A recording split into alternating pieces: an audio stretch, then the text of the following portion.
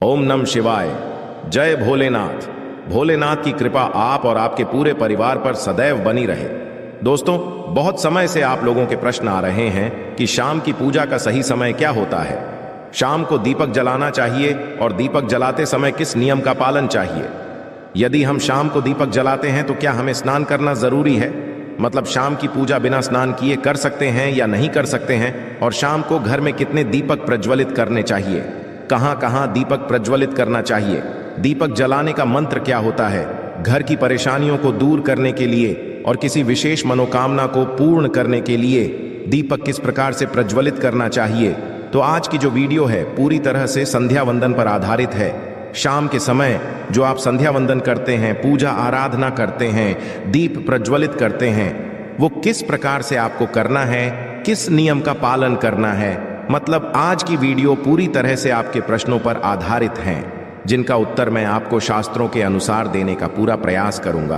तो वीडियो को पूरा अवश्य देखिए। तो सबसे पहले बात करते हैं कि संध्या दीपक प्रज्वलित करने से पहले, मतलब शाम को पूजा करने से पहले क्या स्नान करना है। देखिए, शास्त्रों के अनुसार पूजा में शुद्धता जरूरी होती है।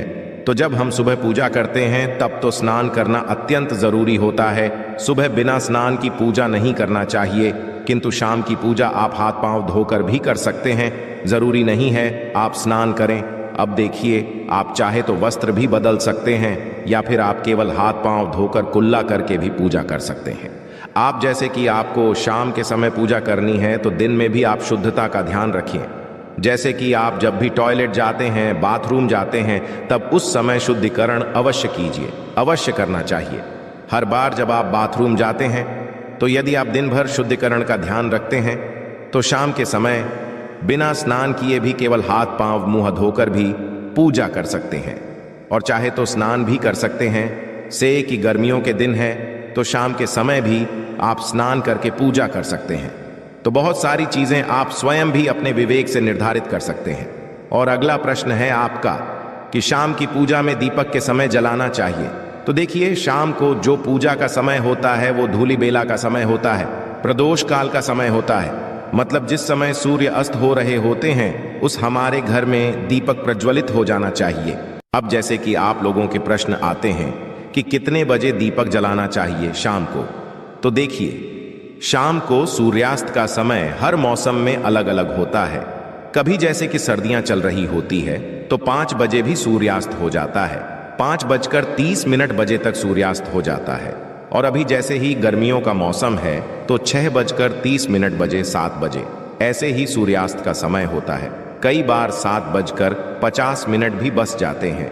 गर्मियों में तो प्रत्येक मौसम में सूर्यास्त का समय अलग होता है, इसलिए एक सही समय बताना है कि इसी समय आप दीप प्रज्वलित करें।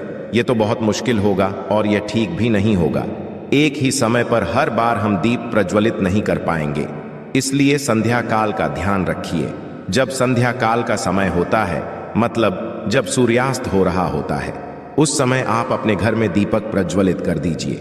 और अब बात करते हैं कि कितने दीपक आपको अपने घर में प्रज्वलित करनी चाहिए। प्रति देखिए, शास्त्रों के अनुसार संध्या काल में प्रतिदिन अपने घर के मुख्य द्वार पर एक दीपक अवश्य जलाना चाहिए।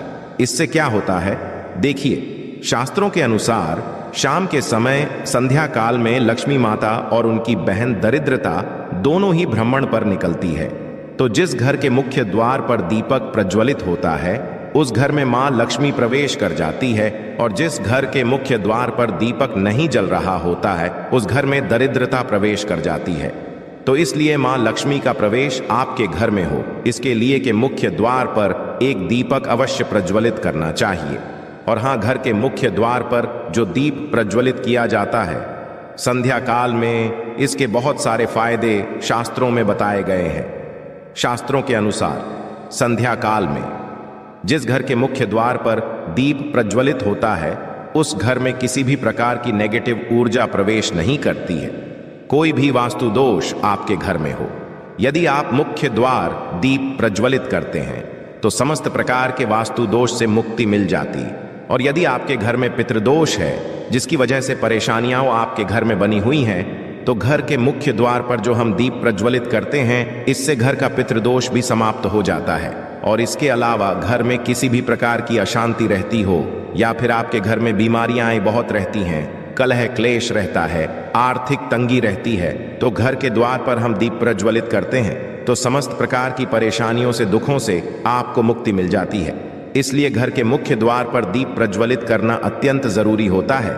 तो शास्त्रों के अनुसार घर के मुख्य द्वार पर एक दीपक अवश्य ही होना चाहिए। और बात करें दूसरे दीपक की, तो दूसरा दीपक आपको अपने घर की तुलसी के पास प्रज्वलित करना चाहिए।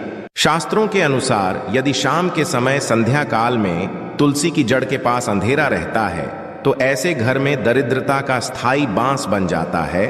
और जिन घरों में के समय तुलसी के पास दीप प्रज्वलित किया जाता है, ऐसे घर में स्थिर लक्ष्मी का वास होता है।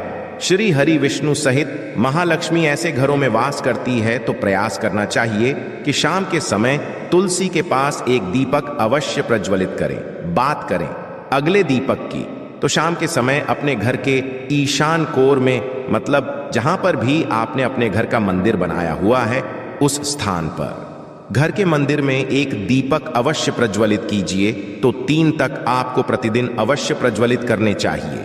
और यदि आप तीनों दीपक प्रतिदिन प्रज्वलित करते हैं तो विश्वास रखिए आपके घर की बहुत सारी परेशानियां स्वतः ही समाप्त हो जाती है।